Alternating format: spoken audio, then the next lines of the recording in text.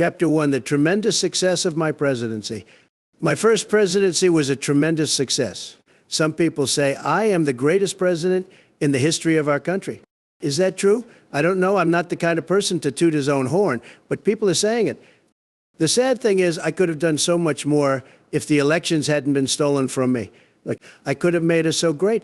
Instead, we've had Yellow Belly Joe fleeing Afghanistan, letting China get the better of us and allowing millions of illegal immigrants into our country.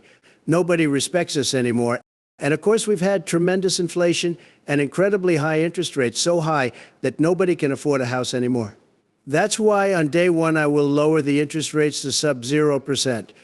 Now, like I said, I don't normally tout my own horn. I have people for that. But before telling you about all the amazing things I plan to do on day one-ish, I want to toot some of the many, many accomplishments of my amazingly successful first presidency, so that people reading this historic document 500 years from now won't have to go to Wikipedia to look up all the great things I did. Energy independence. One of the best things I did as president, one of the many best things, was achieve energy independence for the first time since World War II. Remember World War II? When we defeated the Nazis and the Japs, we defeated them too. Some people say you can't say Japs anymore, but you can still say Nazis, which doesn't seem fair, really. Because the Nazis weren't very nice either. Although a lot of people are saying all kinds of good things about the Nazis now, that they built good roads and beautiful big buildings, and that it was very peaceful in Nazi Germany, and that there was very little crime and no illegal immigration. That's what they're saying, very little crime and no immigration. So maybe it wasn't so bad after all. But I made us energy independent, okay? How did I do that? By allowing fracking, a beautiful thing, fracking, and drilling and reopening coal mines. By the end of my term, we were actually exporting oil again, would you believe it? But it's true. You can look that up. But Anti-Energy Joe wants to ban oil and gas and force Americans to buy expensive electric cars they can't afford. Nobody will be able to drive a normal car anymore. Energy will become crazy expensive like never before. People won't even be able to afford to heat their homes anymore or take warm showers. It's a total disgrace. The military. When I became president, the military was in a terrible state. It was so bad. Some soldiers didn't even have bullets. Our ships and tanks didn't have shells. Our fighter jets didn't have missiles. It was a total disaster. It was all because of Obama. Remember him? Barack Hussein Obama. He hated the military. He hated the guns. He lowered defense spending so much they were even thinking of selling the Pentagon, which is the largest building in the world. Did you know that? I could have gotten them a great deal on it, by the way. Believe me.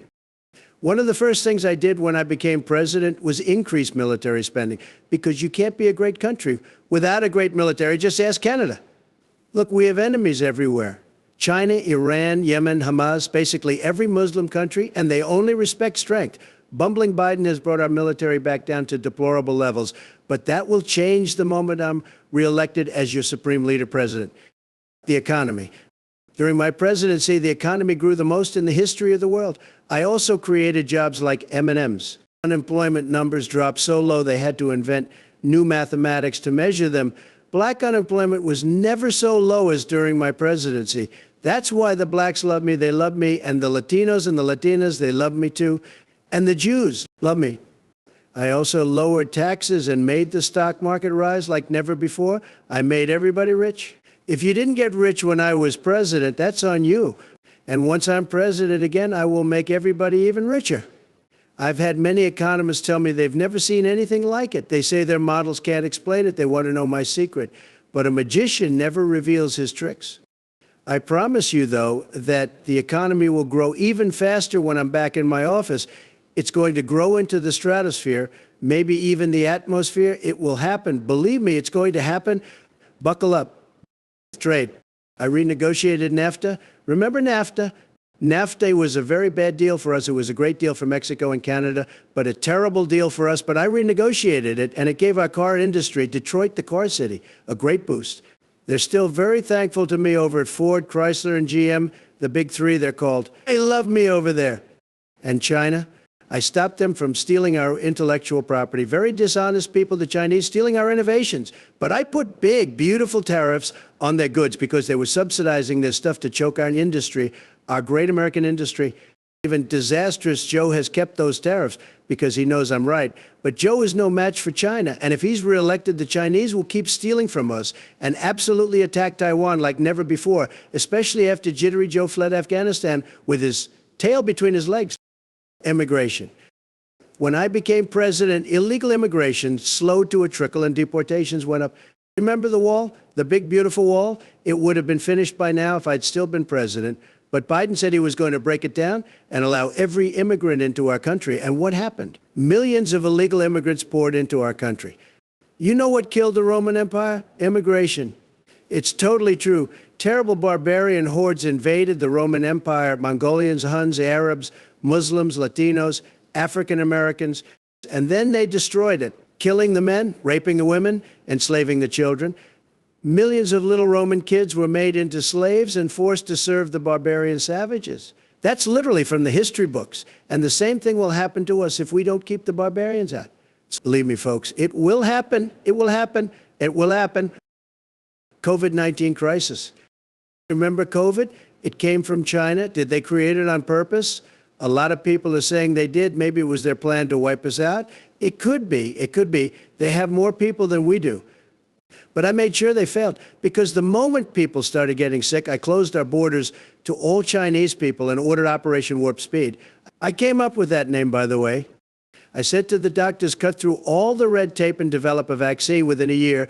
They said they couldn't do it. Fauci, remember that guy? What a loser. He said it would take at least 3 years. But I said they had 1 year.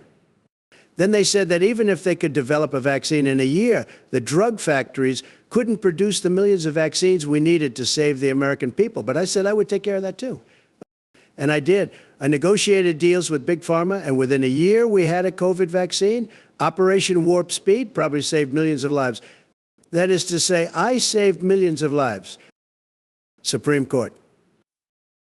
I appointed 3 Supreme Court justices, the most of any president in the history of our country. And I told them to end Roe v. Wade. Remember Roe v. Wade? It was a very bad case. I said I wanted them to end it and hand the abortion issue back to the states. And that is exactly what they did, because they listened to me. They're my justices. And so I ended an issue that had divided our country for decades. Of course, there are many, many, many more things I accomplished while I was president. Bringing peace to Israel and the Middle East, achieving justice reform, making life better for the African Americans.